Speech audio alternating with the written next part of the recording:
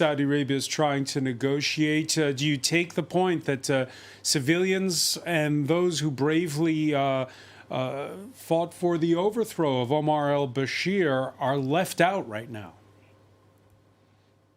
Thank you. I think when it comes to Sudan, I think the situation in Sudan is full of confusion, ambiguity, uncertainty, and chaos. It seems that the gloves are off between the army and the RSF with no clear sign of reconciliation. And the Sudanese people are definitely the main victims. To me, I see it to be almost like a zero-sum kind of game rather than a multifaceted one.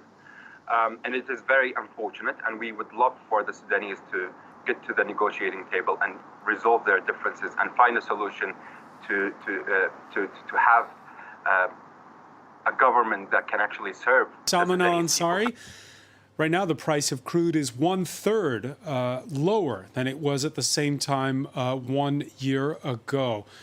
Where does that leave Saudi Arabia, and where does it leave it in its relationship, again, with those OPEC plus nations like Russia? Yeah, I think Saudi Arabia, as a leader of OPEC and OPEC plus, it's very interested in stabilizing the oil market, as it has always been doing so. So I think the kingdom, with regards to the oil prices, it's not as it used to be when it comes to being heavily invested in only the oil prices. Why? Because 7 years ago, the Saudi economy was 92% dependent on oil. Right now, we are having 56% dependency. It is still a lot, but you see the difference. So I think Saudi Arabia is moving to modernize its economy. But I just want to actually comment about the comment that the previous one with regards to Saudi-US relations. And I think it has always been, and it will always be, the kingdom's is going to be committed to this historic and strategic relations with the United States.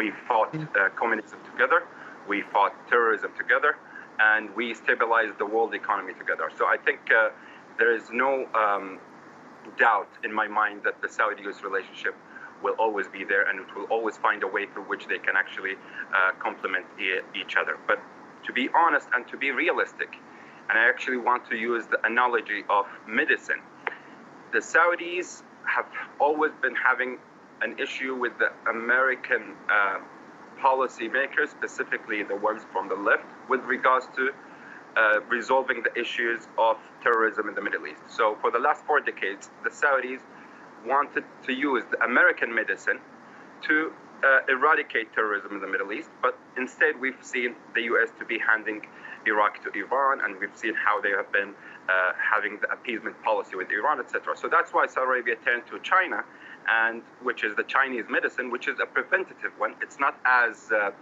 effective to eradicate the causes of the issues, but we want to see if it's going to succeed or not. So that's the Saudi position with regards to having China to mediate between Riyadh and Tehran. But at the end of the day, as I said, Saudi-US relationship is there to stay, and each country needs each other. And we've seen also this, as your guest mentioned, in Sudan.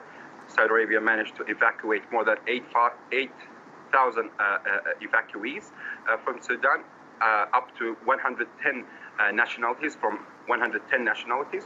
And Saudi Arabia, as we know, is the 3rd biggest humanitarian assistant in the world after the US and the UK, according to the United Nations, and the top donor of development assistance in the world, according to the UN. So Saudi Arabia has always been in the forefront when it comes to providing humanitarian assistance to others, but unfortunately we haven't seen this to be heavily covered in the media, because the media is mostly attracted to the ideas of and the notions of demonizing the Kingdom of Saudi Arabia. But I think that's going to change, because facts are stubborn things, and the media should actually uphold the credibility of let's talk about your analogy about medicine with the Chinese. Yeah, I think okay, here's the thing. I think there's a lot of exaggeration with regards to the National Security Advisor Jack Sullivan's meeting with Crown Prince Mohammed bin Salman here in Saudi Arabia. Some journalists are actually talking about Saudi Arabia as nothing but a wishful thinking for the time being. And I see this meeting to be mostly centered in 2 themes. One is Sudan, for sure, The second is the U.S. desire to have Saudi Arabia to join the I2U2 or U2I2. I don't know how they came up with that name.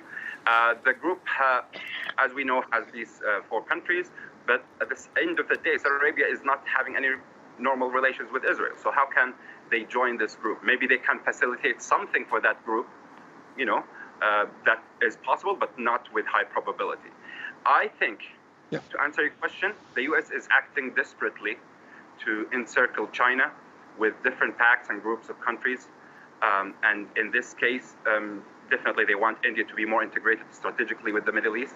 And it is already integrated in the Middle East. So, but also to become an economic substitute. Desperate? Salman, I don't see this going to work. I don't think this is going to work. Because all the Middle Eastern countries, including Israel, enjoy strong relations with both India and China. So why did Saudi Arabia recently purchase 121? That's a huge order. 121 Boeing Dreamliner aircraft. As I said earlier, Saudi-US relationship is strong, but at the same time, we are not going to take side in such a manner that actually would jeopardize the trajectory of our relations with our strategic allies and partners, such as China or India or any other country. Saudi Arabia is not going to be taking side anymore. Saudi Arabia is an equalizer, is having this kind of idea of centricity, and it's not going to be a pawn, but a player on the chessboard. Yasmin Farouk? I think that's right. I mean, I agree, especially with the last point.